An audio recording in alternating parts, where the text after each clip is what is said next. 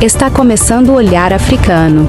Venâncio Mondlane, candidato presidencial suportado pela coligação Aliança Democrática que chegou ontem na Europa, já começou com seus trabalhos de pré-campanha em Portugal. Hoje o candidato da CADI se reuniu com a comunidade moçambicana e posteriormente terá encontro com o presidente português Marcelo Rebelo de Sousa. Na reunião que aconteceu na cidade de Lisboa, Venâncio explicou os motivos da sua candidatura, deixando claro que é urgente que Moçambique precisa ser salvo. Primeiro, o que nos orienta, a nossa bússola, quer dizer, que é a mensagem fundamental, se nós pudéssemos resumir todo o projeto que nós temos numa frase. Numa frase, a gente resume nesta mensagem que agora vem nas nossas t-shirts, que é: este país é nosso. Esta é a primeira, a primeira proposição da nossa mensagem. Este país é nosso. E a segunda é: salve Moçambique. De forma muito simples, a gente diz que este país é nosso porque sentimos que nestes 50 anos, apesar de nós termos uma independência formal, politicamente, mas o que aconteceu é que parece que o sentimento generalizado em Moçambique, tanto estão em Moçambique como na diáspora, é que de fato tivemos uma independência formal, mas efetivamente nós não tomamos posse do nosso país. É por isso que, basicamente, se nós fazemos um inquérito a todos os miúdos que terminam o 12º e perguntas o que tu queres fazer, de forma unânime, todos eles dizem que querem sair do Moçambique, querem estudar fora. E eu tenho essa experiência pessoal porque todos os meus filhos, mesmo a minha menina que ainda está no 7º ano, já me avisou, diz: pai, quando eu terminar a 12ª, não quero estudar neste país, eu quero ir para fora. Então, isto significa que, de uma forma genérica, o sentido de identidade com a nossa pátria, o sentido de sentirmos que a pátria nos pertence, termos orgulho de sermos moçambicanos, nos identificarmos com Moçambique, está altamente deteriorado. Então, as pessoas já não têm essa identidade, está-se a perder isto. Então, nós achamos que isto aqui é fundamental, que é voltarmos a levantar essa consciência de que este país não é de algumas pessoas, pessoas que andaram a implementar políticas que fizeram com que, basicamente, as pessoas perdessem o sentido de identidade e de pertença à sua própria pátria. Então, não são essas pessoas que devem dizer que são detentoras de um título ou de um doate daquilo que é Moçambique. Então, temos que agora começar a assumir que aquilo foi uma desvirtuação do que o país devia ter se tornado, foi o adulteramento de todo o sentido de luta pela emancipação, pela autodeterminação, pela independência, que todos nós tivemos lá, todos nós, nossos pais, todos nós tivemos.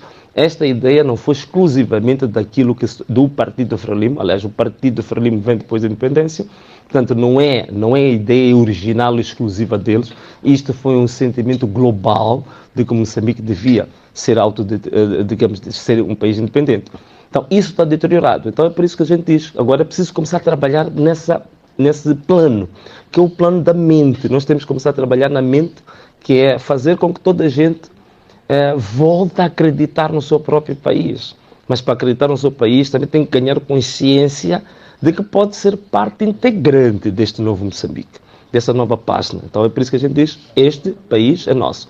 A segunda parte, salve Moçambique, porque nós entendemos que hoje a situação que Moçambique se encontra já não é de resgate. Agora estou a ver que muita gente usa essa palavra resgate, que nós usamos no ano passado, era para as eleições autárquicas, mas já vimos até o nosso adversário também já fala de resgate de valores do passado. Nós achamos que esta cópia que ele está a fazer é anacrónica, portanto ainda está ultrapassado no tempo. Aquilo foi para as eleições autárquicas. Em relação à nação moçambicana, nós acreditamos que é um problema de salvação, porque você resgata algo quando tu ainda tens alguma porção que ainda sobrou. Mas em Moçambique, neste momento, o país está totalmente deteriorado. E esses últimos acordos que já acompanhamos com o Ruanda, os acordos que têm a ver com a indústria petrolífera, a indústria do gás e do petróleo, da indústria extrativa, está tudo provado de fato que o país está totalmente alienado, o país está totalmente hipotecado. Então, realmente o que nós estamos numa situação de salvação, é mesmo para salvar esse país. É por isso que a gente primeiro focalizamos no sentido de pertença, da identidade, que é para chamar a todos os moçambicanos para voltarmos a acreditar no país, que o país é nosso, não é dos outros. O país não é daquele grupo perverso que tornou Moçambique o que se tornou. O país é, de fato, de todos nós moçambicanos. Esta é a primeira parte. A segunda parte é um convite que a gente faz a todos para esta luta de salvarmos o nosso país, que está perdido. Então, se fosse para dizer um manifesto em mais ou menos 2, 3 minutos, isto é que é o nosso manifesto. Agora, para além da mensagem, temos a parte dos valores, porque uma coisa que nós queremos é que a situação que Moçambique se encontra não é por falta de boas ideias para políticas públicas ou para política econômica ou qualquer coisa assim parecida. Não é problema de ideias, não é problema de planos, nem um problema de estratégia. O problema que Moçambique está a passar hoje é uma crise profunda de valores na perspectiva governativa. Então, se nós não tivermos uma nova forma de pensar como gerir a coisa pública, baseado em valores concretos, significa, para mais dinheiro que a gente tenha do FMI, do Banco Mundial, para mais bons planos, boas ideias, boas estratégias, boas agendas, mas então formamos um governo sem valores, tudo isso é multiplicado por zero. E está provado, nós desde que aderimos ao FMI até hoje, eu vi uma vez, acho que foi o nosso mano Tibana, é pena que ele hoje não está aqui em direto, que fez um cálculo. Moçambique já recebeu uma coisa mais ou menos próxima de cerca de 150 bilhões de dólares ao longo deste tempo todo. Mas veja lá o que o país se tornou. O país está cada vez mais empobrecido. O país agora está numa situação pior do que em 1975. Só para termos uma ideia, o último documento do Plano de Desenvolvimento até 2045 ou 43 mostra uma situação catastrófica em termos de incidência de pobreza em Moçambique. Desde que o presidente Inúcio tomou posse em 2015 até 2024, a incidência de pobreza passou de 48% para hoje está 63%. Significa que neste momento Moçambique tem 21 milhões de pessoas a viver abaixo do limiar da pobreza. Às vezes, quando a gente usa esses termos assim, um pouco refinados, as pessoas não estão a visualizar o que é isso. Quando a gente diz que alguém viver abaixo do limiar da pobreza, você está a dizer que esse indivíduo já não é pobre. Esse indivíduo é miserável. Podemos substituir, dizer que não temos 21 milhões de pessoas a viver abaixo do limiar da pobreza. Vamos dizer que temos 21 milhões de miseráveis em Moçambique. Pessoas que acordam, não sabem o que vai ser a vida dela até o entardecer. Não sabem se vão comer, não sabem se vão sobreviver, nem sabem se vão conseguir ter água potável sequer. É isto. É preciso que as pessoas percebam, porque se nós não falamos disto, a gente não entende o que é isso de estar abaixo do limiar da pobreza. É alguém que está numa situação, digamos, usando uma linguagem comum, está ao Deus dará.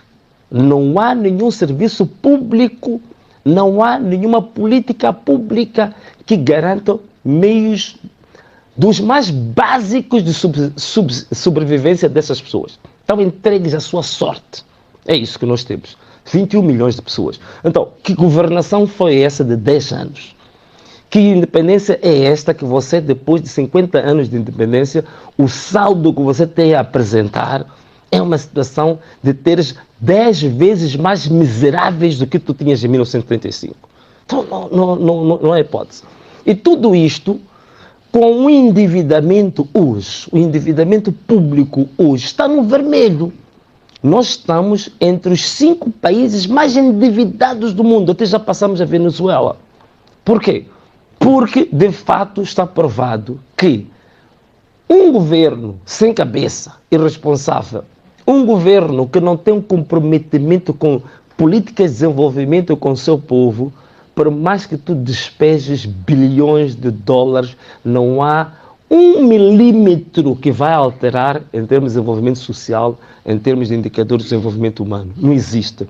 Daí que focalizamos. Primeira coisa que temos que fazer é fazer os moçambicanos acreditarem no seu país, fazendo que os moçambicanos assumam que todos nós temos a obrigação e o dever de salvar o nosso país. Depois, dizermos que queremos um novo governo, sim, queremos uma nova passa na história democrática, sim, queremos uma alternância política, sim, mas que tipo de governo é que nós queremos para o futuro? Primeiro, a fundação do nosso governo não vão ser por questões técnicas. Como desenvolver as exportações, como rentabilizar não sei o quê. Isso é um problema técnico. Então, o nosso projeto tem duas componentes fundamentais. Um é a parte ética, é a parte de valores, a parte, digamos assim, a parte ética, e depois temos a segunda parte, que é a parte técnica, que é essa que toda a gente fala, que todos os nossos adversários também estão a falar, que é quais são os eixos fundamentais do manifesto, quais são as medidas para alcançar desenvolvimento econômico, para melhorar a educação, para melhorar a saúde, blá, blá, blá, blá, blá, blá. Tudo isto é parte técnica, mas ninguém até hoje falou da parte ética. Não vi nenhum manifesto a falar da parte ética, que para nós é a fundação. Quais são os valores da parte ética? É aquilo que eu estava aqui a definir. Integridade, paz e progresso, inclusão, justiça social e fraternidade. Vou salientar a parte da integridade. Quer dizer, você não pode ter um governo que vai dizer que vai tirar um país que está nos últimos 30 anos de forma cíclica, sistemática, constante, entre os 3 mais pobres do mundo. Tu não tens hipótese de tirar esse país dessa situação se não tiveres um governo íntegro. Integridade é fundamental. E para tal temos exemplos. Eu gosto muito do exemplo do antigo presidente da Tanzânia, John Magufuli.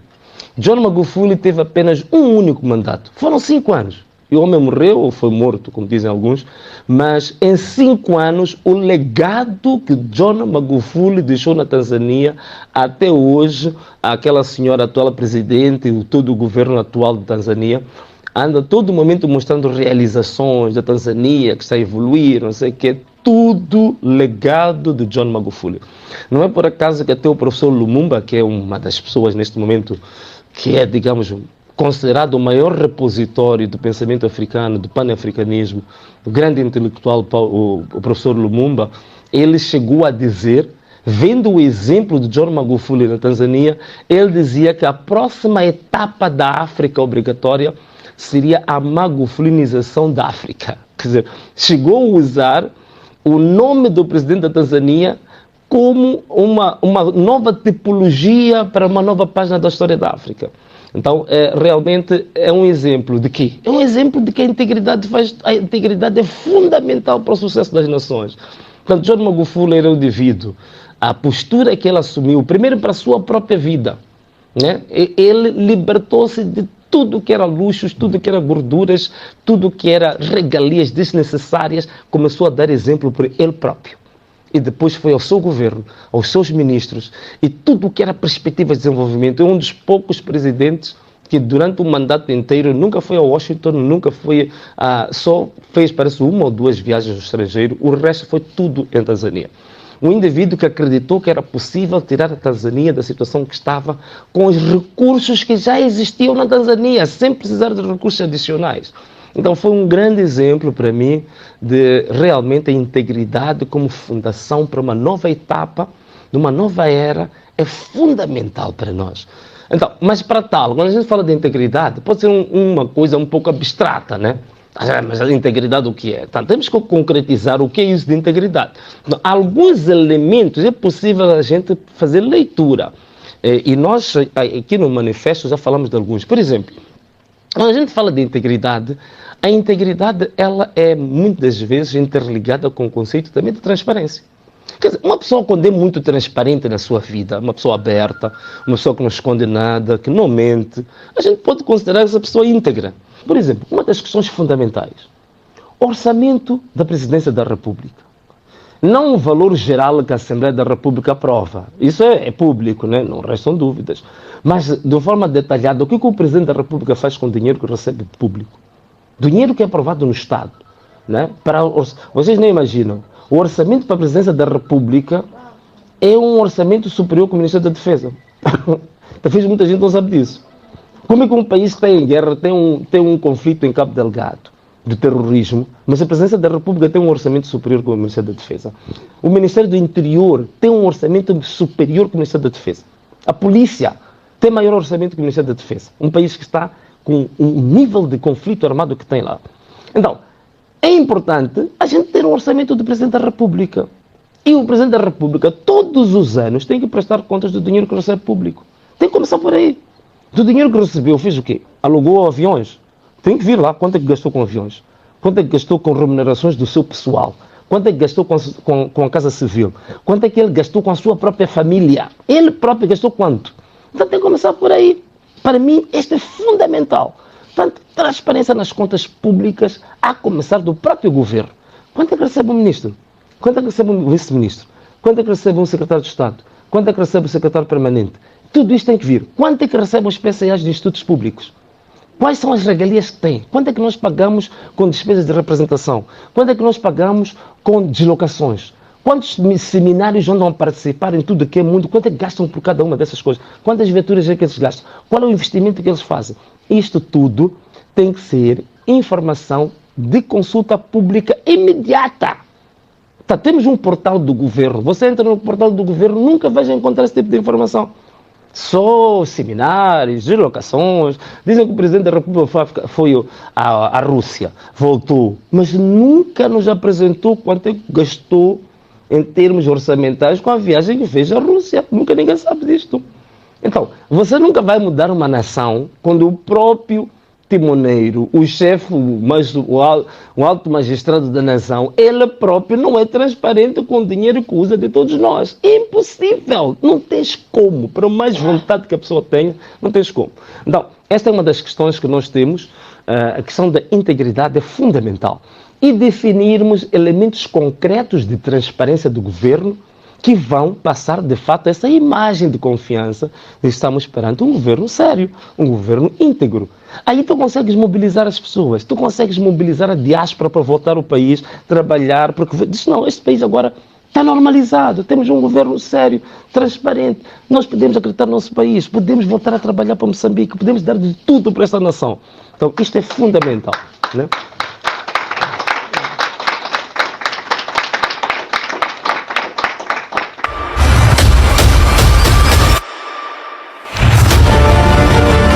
Este país é nosso. Salve Moçambique, salve Moçambique, salve Moçambique.